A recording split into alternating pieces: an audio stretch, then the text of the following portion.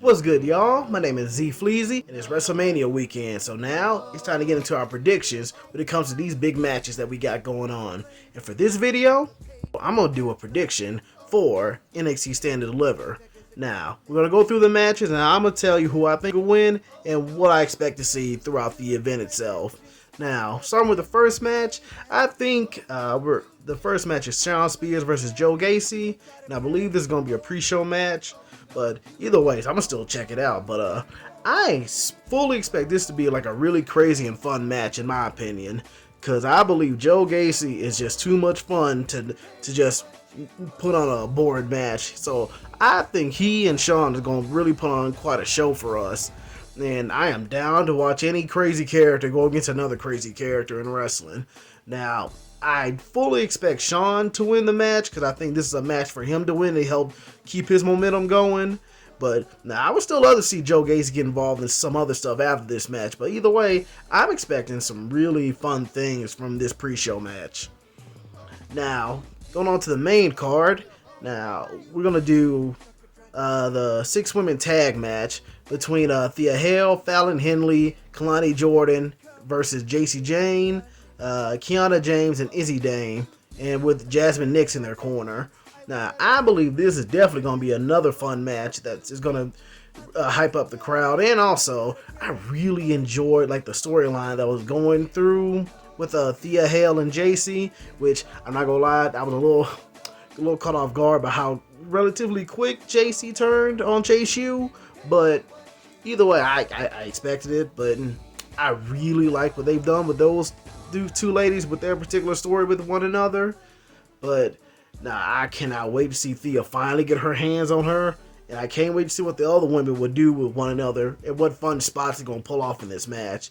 Now, I'm fine either way on who wins, but preferably I would like the baby faces to win in this match. But like I said, either way, I'm good. And now, the next match we'll talk about will be Obafemi versus Dijak and Josh Briggs for the North American Championship.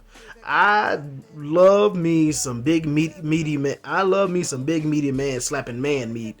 This is gonna be a really, really fun triple threat match, and I expect all of them to get savage with one another. Now, and I definitely expect Dijak and Josh to like pull off some crazy top rope moves because they some big dudes that really know how to move in that ring. So I think they really gonna give us quite a show. But in my opinion, Oba's gonna retain his championship title because I don't think he's ready to drop it just yet. And I don't know who else would get it from him, but this is gonna be a really fun match between these three dudes. Now, next on my list, I want to talk about Baron Corbin and Braun Breaker fighting Axiom and Nathan Frazier for their tag team titles. Now, in my opinion, I have no idea if they're still going to keep Baron and Braun together. Now, as much as I enjoy those two as a tag team, it probably is about time to start bringing Braun up like full time on SmackDown and let his talents go there. But I also don't. I would like for Baron to go with them because Baron deserves to be on the main roster, and because I think this time they'll show him way more respect on this run compared to the other ones.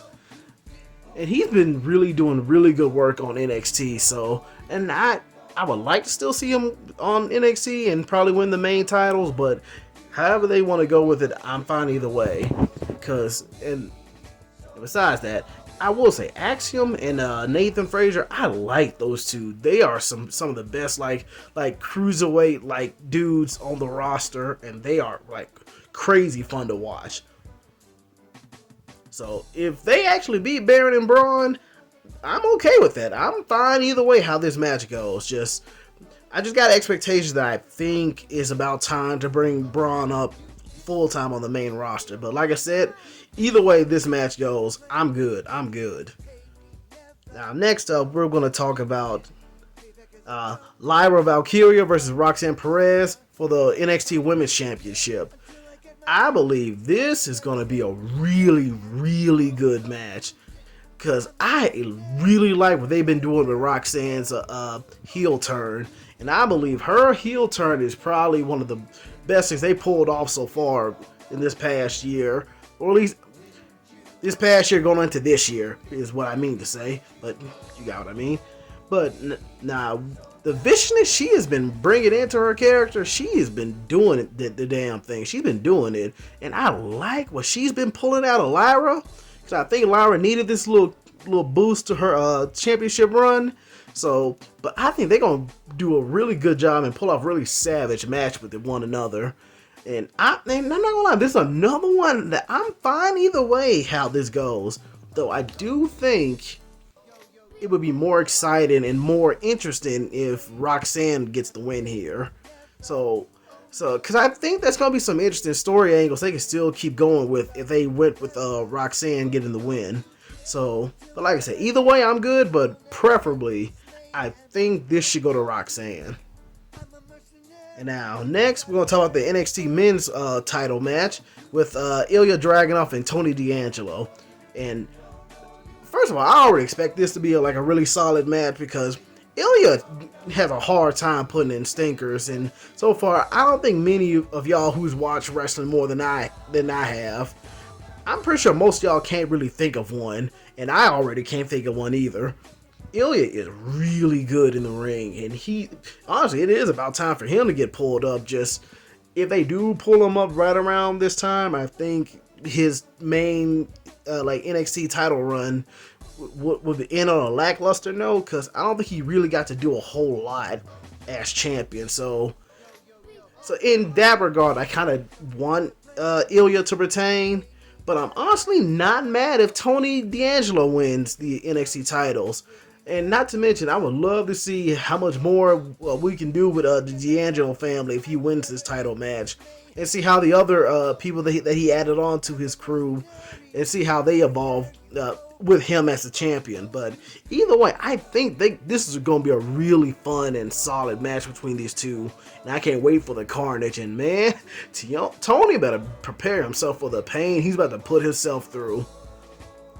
And now for the main event match, oh my god, I cannot wait for Carmelo Hayes versus Trick Williams. I cannot wait to see Trick Williams whoop Carmelo's ass. Carmelo needs to get packed up for the bullshit he put him through. Nah, Carmelo gotta pay for everything he's done. I expect this to be one of the best matches of the WrestleMania weekend. If not, I want this to be in my top 10 of this year as far as best matches, because they've been doing a really good job with the build of this match and the character work that's going on to make this match.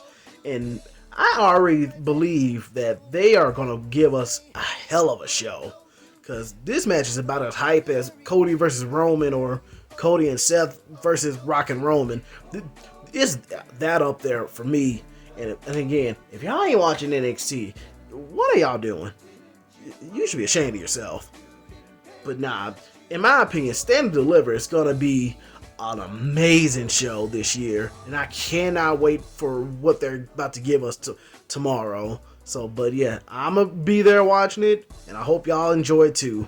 Now, my name's Z Fleazy. Thank you for enjoying this video. And thank you for giving me a watch. But yes, y'all have a good day.